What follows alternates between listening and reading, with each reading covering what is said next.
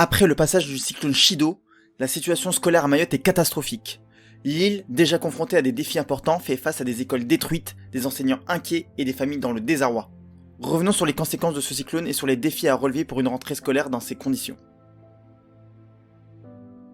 Le cyclone Chido, l'un des plus violents qu'ait connu Mayotte, a frappé l'île de plein fouet.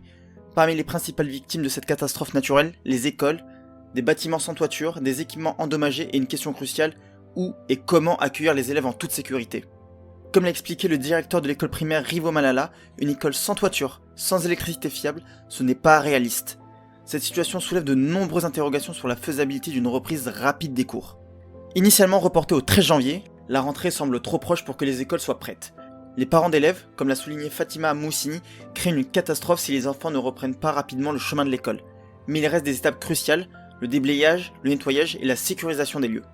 Du côté des enseignants, l'inquiétude est palpable. Je n'accepterai pas de reprendre le travail dans une école qui n'assure pas ma sécurité, déclare un directeur.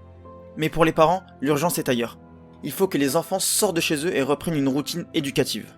La situation demande une réponse rapide des autorités, des fonds pour la reconstruction, une aide humanitaire pour le matériel scolaire et surtout une coordination efficace entre les acteurs locaux et nationaux. Avec des écoles en ruine et une population sous le choc, c'est un véritable défi qui attend Mayotte dans les semaines à venir.